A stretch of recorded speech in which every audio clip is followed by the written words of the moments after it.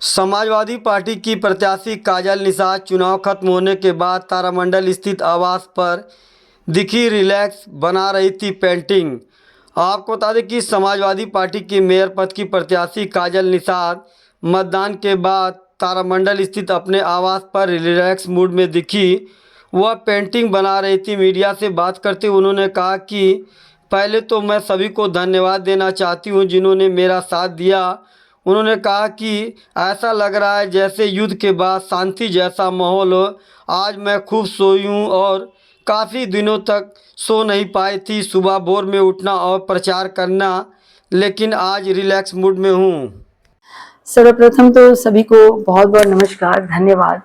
काफ़ी लोगों ने मेरा साथ दिया है चुनाव लड़ने में और आज तो ऐसे लग रहा है जैसे युद्ध के बाद की एक शांति का जो माहौल होता है वैसा है।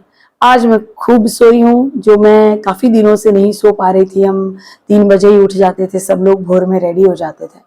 तो आज मैं काफ़ी सोई हूँ, लगभग तो मैं 9 बजे तक तो मैं सोई हूँ। उसके बाद पूजा पाठ हुआ, फिर चाय नाश्ता हुआ, बैठ के बातें हुई। हमारे जो बड़े भाई आदरणीय तूफानी निषाद जी हैं, उनके साथ बैठकर, संजय जी के साथ बैठकर वार्तालाप हुई चुनाव के बारे में। थोड़ी रिलैक्स मूड में थी तो सोचा कि मेरी ये जो पेंटिंग्स मैंने बनाई है, ऑयल पेंटिंग, अर्धनारीश्वर आप कह सकते हैं, इस पेंटिंग को मुझे लग रहा था कि थोड़ा डल हो गया है ये, तो इसमें थोड़ा सा कलर करके इसको चमकदार बना दूं। काफ़ी लोग मेहमान आना शुरू हो गए हैं, तो वही कर रही थी, सोच रही थी कि सारे कलर्स निकालूं। उसके बाद मुझे यूनिवर्सिटी भी जाना था, कार्यालय पर भी जाना था। यूनिवर्सिटी में मशीनें रखी हुई वो देखने जाना था। कार्यालय में काफ़ी लोग हमारे समाजवादी पार्टी के सभी वरिष्ठ नेतागण हैं, अध्यक्ष जी है और कार्यकर्ता सभी, उनके साथ भी थोड़ी वार्तालाप करनी थी। तो बस यही है आज का दिन। अच्छा, क्या क्या लग रहा है? 36% वोटिंग हुई और प्रतिशत काफ़ी कम रहा है, लेकिन फिर भी जो उत्साह है वो लोगों के अंदर दिखाई दिया। तो क्या जी लग रहा है और क्या प्राथमिकता है जीत के बाद आपकी? जी, एक तो ये है कि जो मैंने चुनाव में निकल जाती थी, मैंने लड़ा है चुनाव, तो मुझे ऐसा लगता था कि मैं अकेले ही निकली हूँ और धीरे धीरे कारवां बढ़ते जा रहा है। और ऐसे हुआ भी कि जैसे हम कुछ लोग पहुंचते थे जनता के बीच में, अलग अलग वार्ड में, तो जितने भी लोग थे अपने घरों से निकल जाते थे। महिलाएं निकल जाती थी, जितने बुजुर्ग बाबूजी होते थे आशीर्वाद देते थे, खुशी का लहर था। बच्चे निकल जाते थे, यंगस्टर्स सभी निकल जाते थे सेल्फी लेने के लिए, फोटो लेने के लिए, साथ में चलने के लिए। तो काफी सहयोग साथ सभी का रहा। और ऐसे ही मतदान में भी देखा, मैंने सुबह से अपील की थी कि मैंने मतदान किया है, आप जरूर मतदान कीजिए, ये आपका हक है, आपका अधिकार है।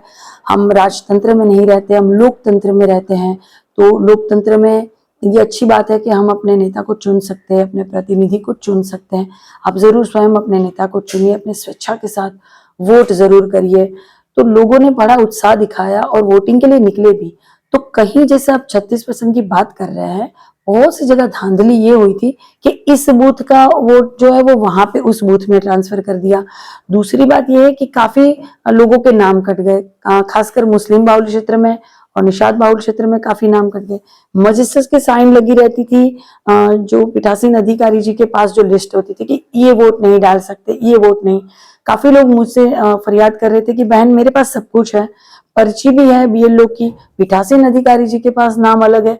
तो ये सारी समस्या का समाधान करते करते हम अलग अलग बूथों पे जाते रहे। जैसे बूथ संख्या 381 पे काफी गड़बड़ हुई, कितने 200-250 लोग वापस चले गए। बूथ संख्या 600 में काफी गड़बड़ हुई, जो 60 नंबर वार्ड में पड़ता है, तो वहां पे भी काफी गड़बड़ हुई, वहां भी लोग वापस, सूरजकुंड में लोग वापस जा रहे हैं। तो इस तरह मेरे ख्याल से जो ये परसेंटेज कम हुआ है, नहीं तो लोगों ने बड़ा उत्साह दिखाया है, क्योंकि इस बार लोगों को परिवर्तन करना ही था। क्योंकि जिस तरह से मैंने मुद्दे दिखाए थे, लाइव वीडियो में मैं दिखाती थी कि नालियां बज-बजा रही है, कूड़ेदान यहाँ पे पड़े हुए लगातार कूड़े कचरे, और यहाँ पे जानवर घूम रहे, ट्रैफिक की समस्या और जल भराव की समस्या। तो ईश्वर ने मेरा साथ देते हुए वोटिंग के एक दिन पहले ही बारिश करके, और जल भराव भी मैंने वीडियो में दिखाया। लाखों लोगों ने वो वीडियो देखा और दूर दूर तक ये वीडियो पहुंचा कि बात तो सही है, जरा सा जल भराव में पानी पानी हो जाता है, जलमग्न। तुर्कमानपुर में थी और लकड़ी के व्यापारी थे, तो कहीं बाहर तख्ता रखा हुआ है, कहीं कुर्सियां रखी हुई थी, सब भीग रही थी, वो भी लकड़ी की। भाई प्लास्टिक की हो तो समझ में आता है कि चलिए कोई बात नहीं, अभी सूख जाएगी। लकड़ा तो वैसे ही पानी में खराब हो जाता है। लोगों के घरों में पानी जा रहा था, बाथरूम का और घरों का पानी मिक्स हो रहा था, तो गंदगी, प्रदूषण, बच्चों की बीमारियां शुरू हो जाती। ये सारा सब कुछ रहा। प्राथमिकताएं क्या रहेंगी आपकी? प्राथमिकता यही रहेगी, क्योंकि मैंने देखा कि इतनी सी बारिश में जो जल भराव हो जा रहा है, तो नालियों की साफ सफाई बहुत जरूरी है। अंडरग्राउंड सीवर बनाने पड़ेंगे, वो हम काम करेंगे। और जितने भी जानवर यहाँ वहां घूम रहे हैं, हमें लगता है कि इंसानों को चोट पहुंचती है, लेकिन मेरे भाई कितनी बार मैंने देखा है जानवरों को भी चोट लगती है। उनका रख रखाव, उनकी देखभाल के लिए अलग से एक व्यवस्था की जाएगी, ताकि वह वहां सुरक्षित रहे, जनता यहाँ सुरक्षित रहे। ट्रैफिक जाम की जो समस्या है उस पर मैनेजमेंट करके जाम से निजात दिलाना होगा जनता को। मैं डे 1 से काम शुरू करूंगी। मुझे पता है कि भारतीय जनता पार्टी ने मेरे लिए बहुत सारे काम छोड़े हैं, उन्होंने कोई कार्य नहीं किया है। नहीं तो उनके मेयर बदलते नहीं तो आदरणीय मुख्यमंत्री जी लगातार सभा नहीं करते अगर काम किए होते तो मुझे पता है काम बहुत है, जिम्मेदारियां बढ़ जाएगी। मैं बिल्कुल जिम्मेदारी लेने के लिए तैयार हूं, मैं जनता की सेवा करने के लिए तैयार हूं और गोरखपुर को भारत का सबसे सुंदर और सबसे स्वच्छ शहर बनाना चाहती हूँ। डे 1 से लग जाऊंगी मैं।